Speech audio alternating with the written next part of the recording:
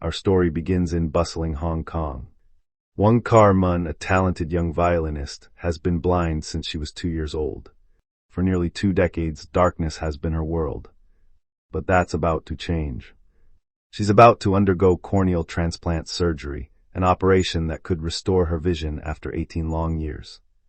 One evening, Mun meets an 11-year-old girl named Ying Ying, claiming to be in the bed next to hers. Ying Ying has a serious brain tumor and has been in and out of surgeries for a year. Despite her condition, she encourages Mun, promising to take her outside once Mun can see again. The day comes when Mun's bandages are removed. Slowly, light and shapes come into focus. It's overwhelming and she struggles to make sense of everything. Dr. Lo, her physician, tells her to be patient. Mun's eyesight, though still sensitive, is improving day by day. Curious to see herself clearly, Mun asks to be taken to a mirror. She finally sees her reflection.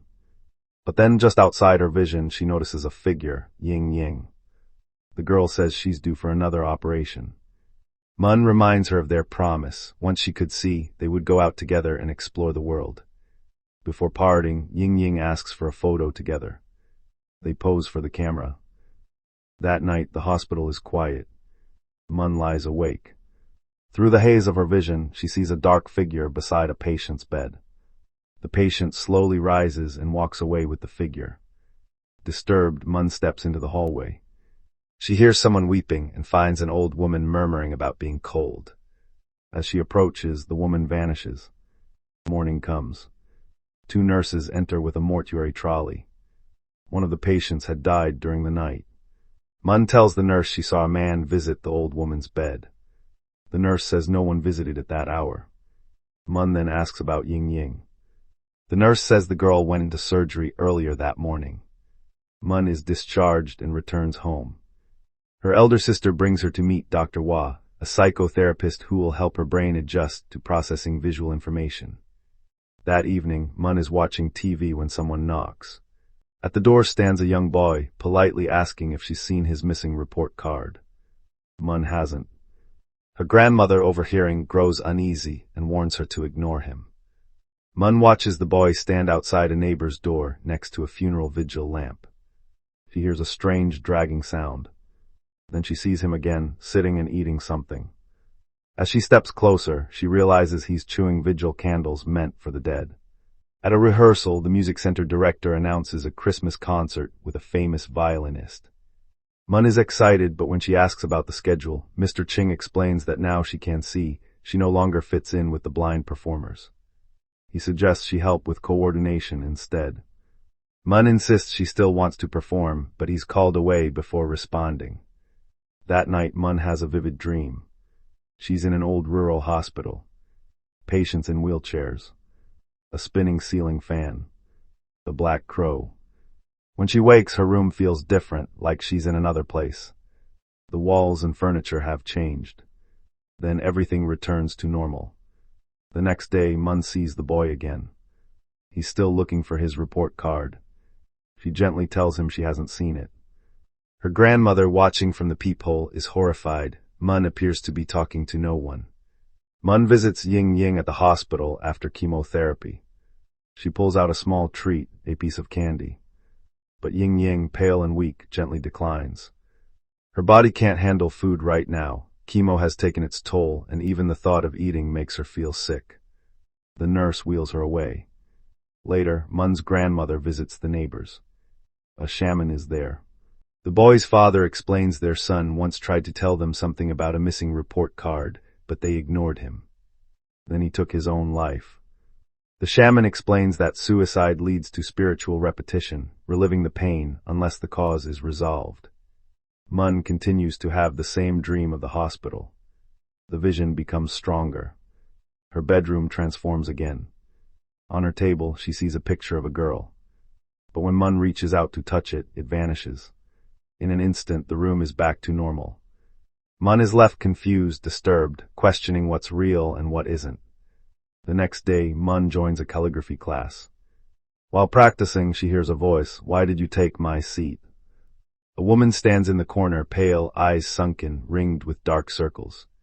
She repeats the question, then lunges, her hands outstretched as if to choke Mun. and then she disappears. Mun falls back, breathless. The teacher asks what happened. She can't explain. Mun visits the clinic, but Dr. War is in a meeting. She leaves and stops at a small cafe. As she waits for food, she sees a translucent woman holding a toddler. They float past the diners. The woman licks the roast pork with a grotesque tongue. No one notices except Mun. A staff member quietly asks if she can see them too. She explains the owner won't sell the shop because he's waiting for his wife and child, who died. He can't see them. Mun can. Leaving the cafe, Mun crosses the road when a boy runs past her. She freezes. Up ahead, there's an accident. The same boy lies motionless.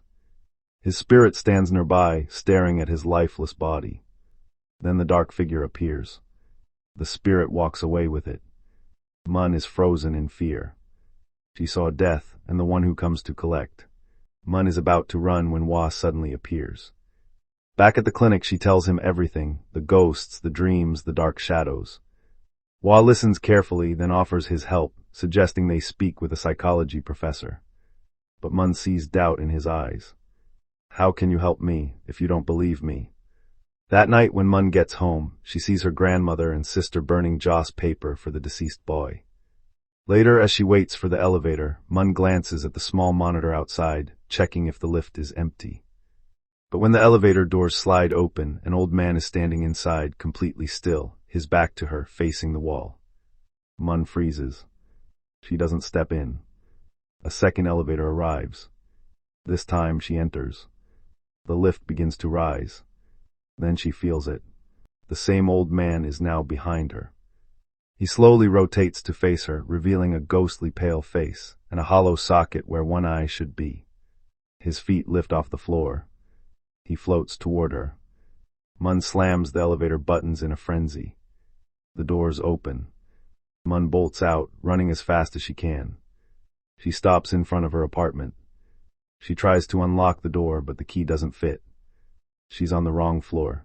Mun races up the stairwell to the 15th floor. She finds the boy again. He asks about his report card. Mun snaps. The boy turns and runs toward the window, and without hesitation, he leaps. Mun screams. She finally reaches her apartment. Inside, she collapses to the floor, sobbing, shaking, breath ragged. Mun has shut herself off from the world, from the dead, from herself. Alone in the silence. Wa turns to his uncle, Dr. Lo, for help. He wants to know the identity of Mun's eye donor. But Dr. Lo refuses, bound by medical ethics. Later, Wa receives a call from Mun's sister, her voice laced with concern. He visits Mun and urges her to confront whatever is troubling her, to stop shutting herself off from the world. Moved by his words, Mun returns to the music center and performs with renewed passion. At the same time, a shaman carries out a ritual in her apartment, as if trying to ward off something unseen. But just after her performance, Mun collapses. Mun wakes in a quiet hospital ward. Standing at her bedside is Ying Ying. She tells Mun there's no need for more operations, that she can finally return to school. But then, Mun freezes. Behind Ying Ying stands a dark figure, still and foreboding. In that moment, the truth crashes down on her. Ying Ying gently urges her to stay strong, to cheer up. She gives a soft goodbye and turns to leave. Tears welling in her eyes, Mun scrambles out of bed and rushes after her. But Ying Ying is gone. Just then, Dr. Lo appears. Mun, crying, tells him what she saw, that she just spoke to Ying Ying and she knows she is dead. Wa and Mun attend Ying Ying's funeral, standing quietly among the mourners as incense smoke drifts through the air. Ying Ying is now in a better place. On the way home, Wa gives Mun a card that Ying Ying had made for her. Inside the card, Mun finds a heartfelt message and a photo of Ying Ying standing beside a woman. Perplexed, Mun glances at Wa, who tells her the woman is her. She turns to the window and stares at her reflection in the glass. Back in her apartment, Mun stands before the mirror, staring intently at her reflection. But the face that stares back isn't hers, it's that of another woman. Desperation takes hold. She needs answers. Now more than ever. Dr. Lo finally hands Wa the donor's documents. Hua assures his uncle that he will take full responsibility if any problems arise. Soon after, Hua and Mun traveled to Bangkok, Thailand. They headed to Siam Rath Hospital to find a doctor named Eek. As Mun walks through the hospital corridors, she suddenly freezes. The hallway, it's the place from her dreams. Later, they meet Dr. Eek and explain that they wish to thank the donor's family. But Dr. Eek declines, bound by patient confidentiality. Mun tells him that ever since she received Ling's corneas, she has been seeing disturbing visions. Moved by her honesty, Dr. Eek agrees to take them to Ling's home. That evening, Mun, Hua, and Dr. Eek arrive at Ling's house. They are welcomed by Ling's mother, Mrs. Chui. They greet her with quiet respect. As they sit together in the dimly lit room, Dr. Eek begins to recount the night that changed everything. Ling had always been an outcast, shunned by the villagers and branded as cursed. Her ability to foresee death instead of being seen as a gift was feared. One day she was seen running through the village, frantic and hysterical, shouting warnings. They ignored her cries. That night, a massive fire tore through the village, killing 300 people. Crushed by rejection, guilt, and unbearable grief, Ling took her own life. Mun stays the night in Ling's room. She experiences visions of Ling's life, mocked, blamed, isolated. Her mother tried to protect her, but the village's fear was too strong. Mun opens her eyes, shaken. The truth is clear now, Ling is trapped. Not in the past, but in a ghostly loop, endlessly repeating her final moments. She speaks with Mrs. Chui. The old woman, hardened by grief and resentment, refuses to follow. Her heartbreak has calcified into anger. The hour of death returns. Mun quietly enters the room. There, repeating her final, most tragic moment, is Ling, preparing once again to take her own life. Suddenly, Mun becomes entangled in Ling's suffering. The noose wraps around her. Her body lifts. She is suspended, choking, struggling, mirroring Ling's death. Mrs. Chui, sitting in her chair, hears a voice. Faint. Desperate. It's Ling, calling out for help. Mrs. Chui finally moves. She enters the room. Mrs. Chui rushes forward and lifts her daughter, Mun, Ling both. She holds her, whispering comfort, love, and forgiveness.